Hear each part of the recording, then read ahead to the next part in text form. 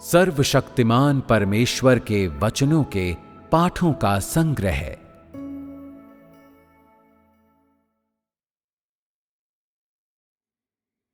परमेश्वर का कार्य, परमेश्वर का स्वभाव और स्वयं परमेश्वर 2।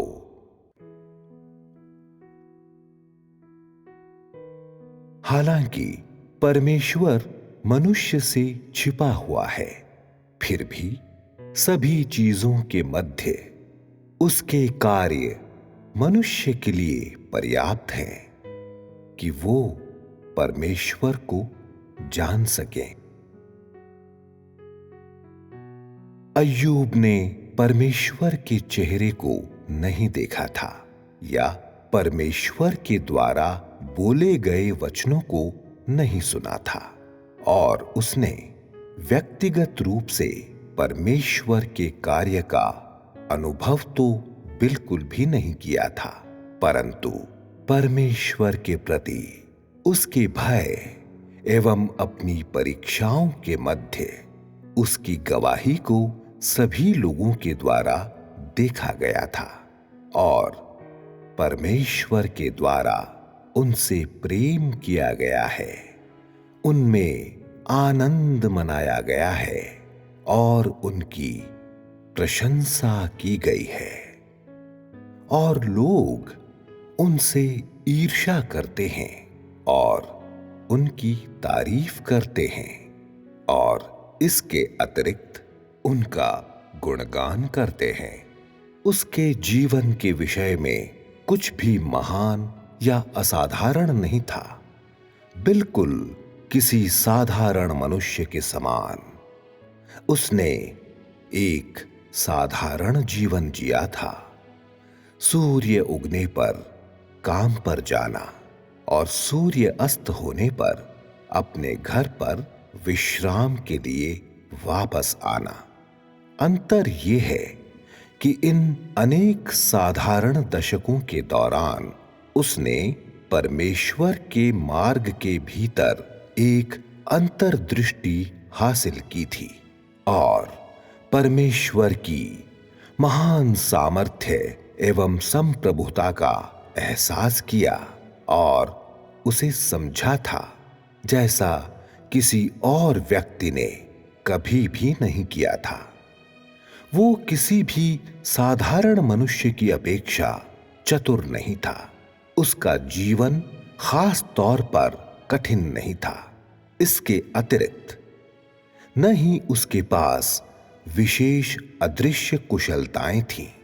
हालांकि जो उसने धारण किया था वह ऐसा व्यक्तित्व था जो ईमानदार, उदार एवं सीधा था।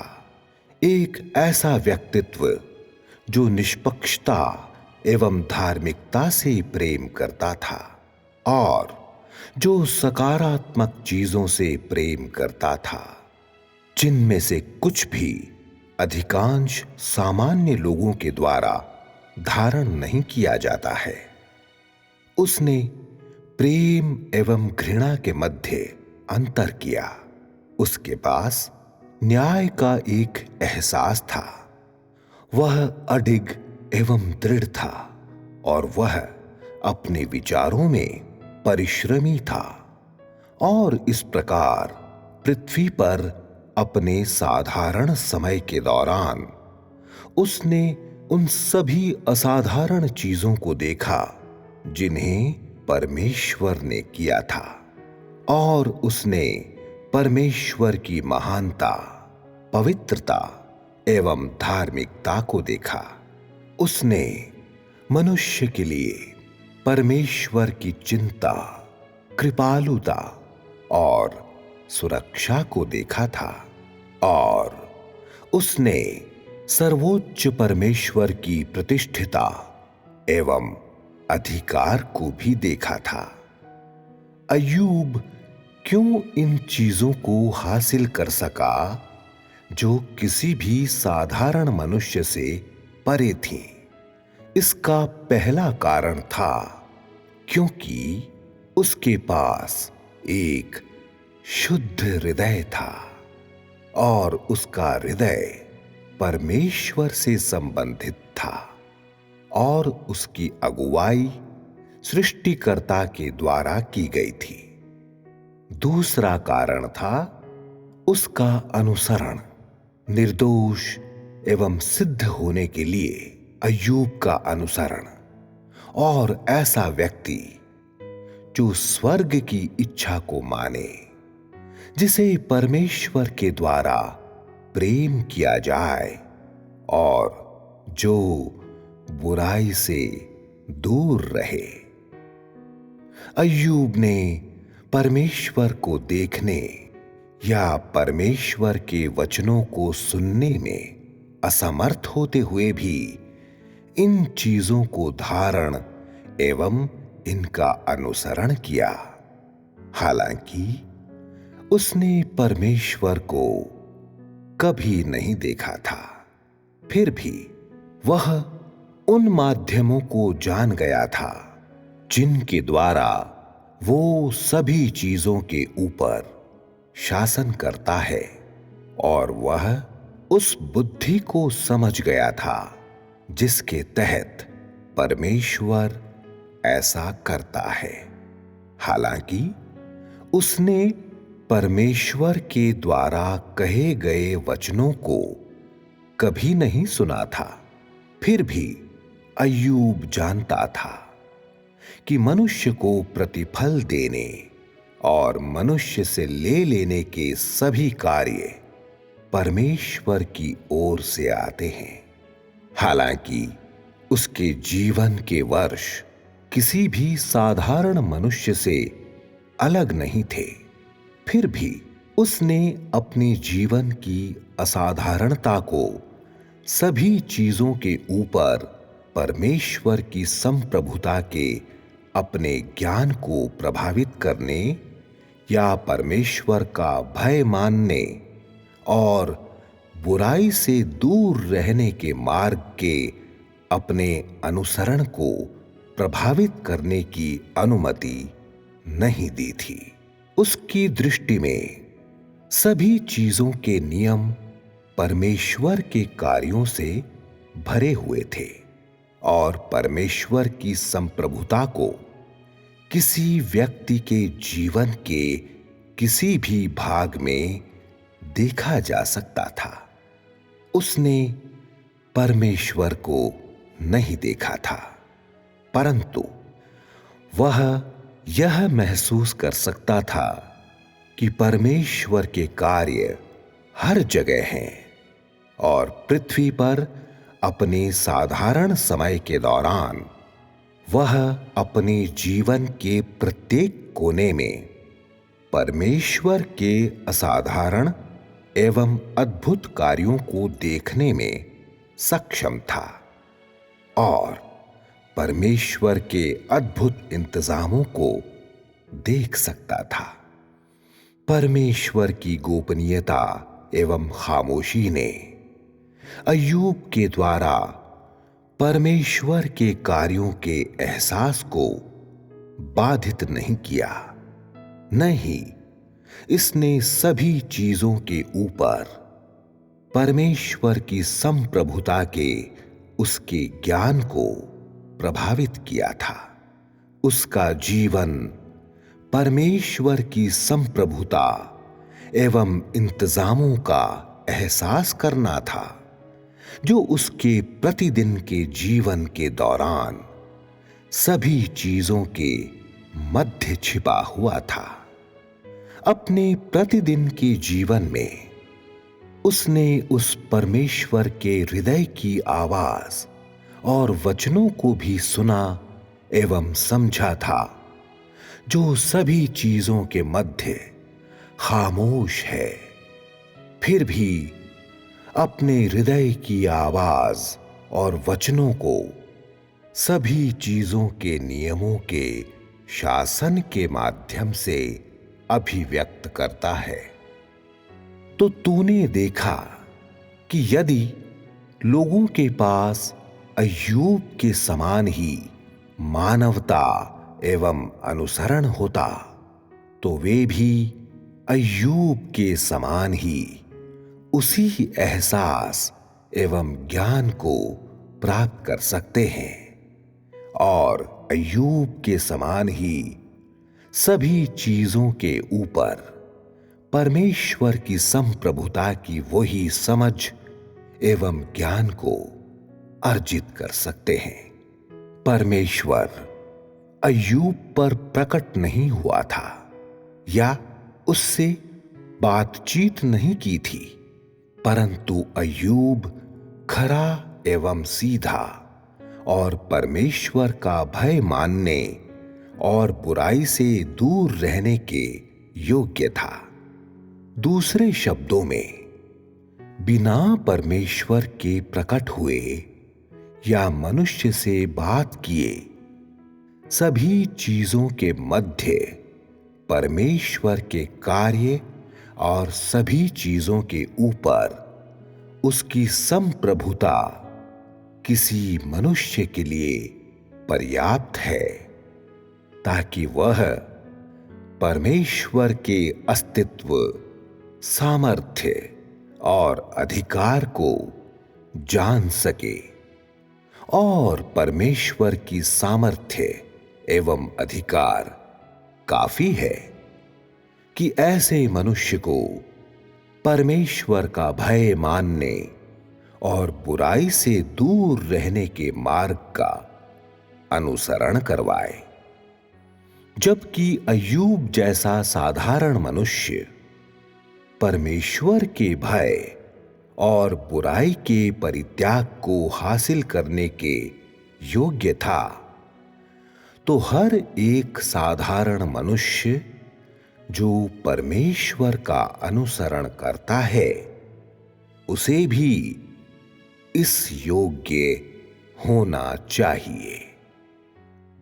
हालांकि ये शब्द एक तर्कसंगत अनुमान के समान सुनाई दे सकते हैं, फिर भी ये परिस्थितियों के नियमों का उल्लंघन नहीं करते हैं।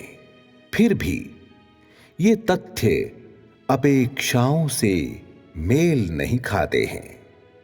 परमेश्वर का भय मानना और बुराई से दूर रहना ऐसा प्रतीत होता है कि यह अय्यूब का और केवल अय्यूब का ही निरंतर प्रयास है। परमेश्वर का भय मानने और बुराई से दूर रहने का जिक्र होने पर लोग सोचते हैं कि इसे केवल अय्यूब के द्वारा ही किया जाना चाहिए। मानो परमेश्वर का भय मानने और बुराई से दूर रहने की नाम पट्टी को अय्यूब के नाम के साथ चिपका दिया गया था और दूसरों से इसका कोई वास्ता नहीं था। इसका कारण स्पष्ट है, क्योंकि केवल अय्यूब ही इस प्रकार का व्यक्तित्व रखता था जो ईमानदार, उदार एवं सीधा था और जो निष्पक्षता एवं धार्मिकता और उन चीजों से प्रेम करता था जो सकारात्मक थीं। इस प्रकार केवल अय्यूब ही परमेश्वर का भय मानने और बुराई से दूर रहने के मार्ग का अनुसरण कर सकता था। तुम सभी ने यहां पर निहित अर्थ को समझ लिया होगा, जो यह है क्योंकि कोई भी ऐसी मानवता को धारण नहीं करता है जो सच्चा, उदार एवं सीधा है और जो निष्पक्षता एवं धार्मिकता और उससे प्रेम करता है जो सकारात्मक है। कोई भी परमेश्वर का भय मानकर बुराई से दूर नहीं रह सकता है। और इस प्रकार वे कभी परमेश्वर के आनंद को प्राप्त नहीं कर सकते हैं या परीक्षाओं के बीच में दृढ़ता से स्थिर खड़े नहीं रह सकते हैं, जिसका मतलब यह भी है कि अय्यूब को छोड़कर सभी लोगों को अब भी शैतान के द्वारा बांधा एवं जाल में फंसाया जाता है। उनके द्वारा उन सबों पर दोषारोपण, आक्रमण एवं उनका शोषण किया गया है और वे ऐसे लोग हैं जिन्हें शैतान निगलने की कोशिश करता है और उन सभी को बिना किसी स्वतंत्रता के शैतान के द्वारा बंधुआई में ले जाया गया है। यदि मनुष्य का हृदय परमेश्वर के साथ शत्रुता रखता है तो वह कैसे परमेश्वर का भय मानकर बुराई से दूर रह सकता है? जबकि आज के समय के लोग अय्यूब के समान मानवता को धारण नहीं करते हैं, तो उनके स्वभाव का मूल तत्व क्या है और परमेश्वर के प्रति उनकी मनोवृत्ति क्या है? क्या वे परमेश्वर का भय मानते हैं? क्या वे बुराई से दूर रहते हैं? ऐसे लोग जो परमेश्वर का भय नहीं मानते हैं और बुराई से दूर नहीं रहते हैं, 4 शब्दों में उनका सारांश निकाला जा सकता है: परमेश्वर के शत्रु हैं। तुम लोग अक्सर इन 4 शब्दों को दोहराते हो, परंतु तुम लोगों ने कभी उनके वास्तविक अर्थ को नहीं जाना है। परमेश्वर के शत्रु हैं। इन शब्दों में उनके लिए यह अर्थ है, वे यह नहीं कहते हैं कि परमेश्वर मनुष्य को शत्रु के रूप में देखता है, परंतु मनुष्य परमेश्वर को शत्रु के रूप में देखता है। पहला, जब लोग परमेश्वर पर विश्वास करना प्रारंभ करते हैं, जिनके पास अपने स्वयं के लक्ष्य, इरादे या महत्वाकांक्षाएं नहीं होती हैं, हालांकि उनका एक भाग परमेश्वर के अस्तित्व में विश्वास करता है और उन्होंने उसके अस्तित्व को देखा है, फिर भी परमेश्वर के प्रति उनके विश्वास में अभी भी वे इरादे हैं और परमेश्वर में विश्वास करने का उनका मुख्य उद्देश्य है कि उसकी आशीषों एवं उन चीजों को प्राप्त करें जिन्हें वे चाहते हैं। लोगों के जीवन के अनुभवों में वे अक्सर अपने आप में सोचते हैं, मैंने परमेश्वर के लिए अपने परिवार और सुनहरे भविष्य को छोड़ दिया और उसने मुझे क्या दिया है?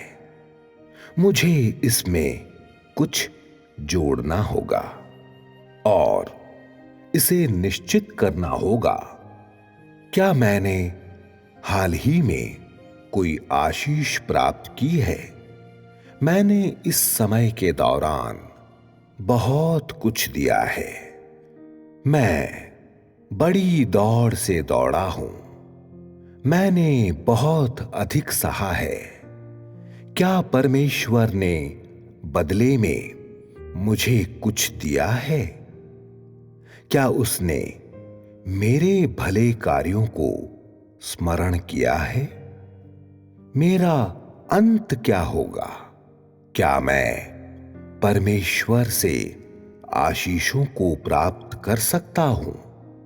प्रत्येक व्यक्ति लगातार और अक्सर अपने हृदय में इस प्रकार का गुणाभाग करता है और वे परमेश्वर से मांग करते हैं जिनमें उनकी मंशा, महत्वाकांक्षा एवं सौदे होते हैं। कहने का तात्पर्य है, मनुष्य अपने हृदय में लगातार परमेश्वर को परखता है, परमेश्वर के बारे में निरंतर युक्तियों को ईजाद करता है और लगातार परमेश्वर के साथ अपने अंत के बारे में बहस करता है और परमेश्वर से एक कथन निकलवाने की कोशिश करता है, यह देखने के लिए कि परमेश्वर उसे वह सब कुछ देता है या नहीं जो वह चाहता है। ठीक इसी समय परमेश्वर का अनुसरण करते हुए मनुष्य परमेश्वर से परमेश्वर के समान व्यवहार नहीं करता है। वह हमेशा परमेश्वर के साथ सौदेबाजी करने की कोशिश करता है, बिना रुके लगातार उससे मांग करता है और यहां तक कि हर कदम पर उस पर दबाव डालता है और 1 इंच दिए जाने के बाद 1 मील हथियाने की कोशिश करता है। ठीक उसी समय परमेश्वर के साथ सौदेबाजी करते हुए मनुष्य उसके साथ बहस भी करता है। और ऐसे लोग भी हैं जो जब परीक्षाएं उन पर आती हैं या जब वे अपने आप को खतरे में पाते हैं, अक्सर कमजोर, निष्क्रिय और अपने कार्य में सुस्त और परमेश्वर के विषय में शिकायतों से भर जाते हैं। जब उसने पहली बार परमेश्वर पर विश्वास करना प्रारंभ किया था, तब से मनुष्य ने परमेश्वर को एक सौभाग्य का सींग एवं स्विस सेना का एक चाकू माना है और अपने आप को परमेश्वर का सबसे बड़ा लेनदार माना है। मानो परमेश्वर से आशीषें और प्रतिज्ञाओं को प्राप्त करने की कोशिश करना उसका जन्मजात अधिकार एवं कर्तव्य था, जबकि परमेश्वर की जिम्मेदारी थी कि वह मनुष्य की रक्षा एवं देखभाल करे और उसके लिए चीजों की आपूर्ति करे। वे सभी जो परमेश्वर में विश्वास करते हैं, उनके लिए परमेश्वर में विश्वास करने की मूल समझ और परमेश्वर में विश्वास करने की अवधारणा की उनकी गहरी समझ ऐसी ही है। मनुष्य के स्वभाव के मूल तत्व से लेकर उसके आत्मनिष्ठ अनुसरण तक ऐसा कुछ भी नहीं है जो परमेश्वर के भय से कोई संबंध रखता है। परमेश्वर पर विश्वास करने में मनुष्य के उद्देश्य का परमेश्वर की आराधना के साथ संभवतः कोई लेना देना नहीं है। कहने का तात्पर्य है, मनुष्य ने कभी यह विचार नहीं किया और न ही यह समझा है कि परमेश्वर में विश्वास करने में परमेश्वर के भय और परमेश्वर की आराधना की आवश्यकता होती है। ऐसी परिस्थितियों के प्रकाश में मनुष्य का मूल तत्व स्पष्ट है, और यह मूल तत्व क्या है? यह ऐसा है कि मनुष्य का हृदय मैला है। यह धोखे एवं धूर्तता को आश्रय देता है, और यह निष्पक्षता एवं धार्मिकता से प्रेम नहीं करता है, या न ही उससे प्रेम करता है जो सकारात्मक है, और यह घृणित एवं लालची है। मनुष्य का हृदय कभी भी परमेश्वर के अत्यधिक करीब नहीं आ सकता है। उसने इसे बिल्कुल भी परमेश्वर को नहीं दिया है। परमेश्वर ने मनुष्य के असली हृदय को कभी भी नहीं देखा है, न ही मनुष्य के द्वारा कभी उसकी आराधना की गई है। इससे कोई फर्क नहीं पड़ता है कि परमेश्वर ने कितनी बड़ी कीमत चुकाई है, या उसने कितना अधिक काम किया है, या उसने मनुष्य को कितना कुछ प्रदान किया है। मनुष्य इसके प्रति अंधा बना रहता है और पूरी तरह से उदासीन रहता है। मनुष्य ने कभी परमेश्वर को अपना हृदय नहीं दिया है।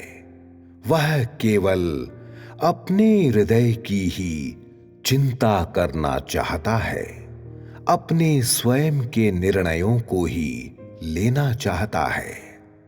इसका गुप्त अर्थ यह है कि मनुष्य परमेश्वर का भय मानने और बुराई से दूर रहने के मार्ग का अनुसरण नहीं करना चाहता है, या परमेश्वर की संप्रभुता एवं इंतजामों को नहीं मानना चाहता है, न ही वह परमेश्वर के रूप में परमेश्वर की आराधना करना चाहता है।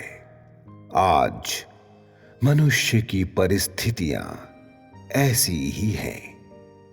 अब आओ हम फिर से अय्यूब को देखें। सबसे पहले, क्या उसने परमेश्वर के साथ कोई सौदा किया था? क्या परमेश्वर का भय मानने और बुराई से दूर रहने के मार्ग को दृढ़ता से थामे रहने में उसके कोई छिपे हुए उद्देश्य हैं? उस समय क्या परमेश्वर ने किसी से अंत के आने के विषय में बातचीत की थी? उस समय परमेश्वर ने किसी से भी अंत के बारे में प्रतिज्ञाएं नहीं की थीं, और यह इस पृष्ठभूमि के विरुद्ध था कि अय्यूब परमेश्वर का भय मानने और बुराई से दूर रहने के योग्य था। क्या आज के समय के लोग अय्यूब के साथ तुलना करने पर टिक सकते हैं? बहुत ही अधिक भिन्नताएं हैं। वे अलग अलग श्रेणियों में हैं। हालांकि अय्यूब के पास परमेश्वर की अधिक समझ नहीं थी, फिर भी उसने अपना हृदय परमेश्वर को दिया था और वह परमेश्वर का हो गया था। उसने परमेश्वर के साथ कभी सौदा नहीं किया था और उसके पास परमेश्वर के प्रति कोई फिजूल इच्छाएं या मांगे नहीं थीं। इसके बजाय उसने विश्वास किया था कि यहोवा ने दिया और यहोवा ही ने लिया। यह वह था जिसे उसने अपने जीवन के अनेक वर्षों के दौरान परमेश्वर का भय मानने और बुराई से दूर रहने के मार्ग को सच्चाई से थामे रहने के जरिए देखा और अर्जित किया था। उसी प्रकार से उसने, क्या हम जो परमेश्वर के हाथ से सुख लेते हैं दुख न लें के परिणाम को प्राप्त किया था।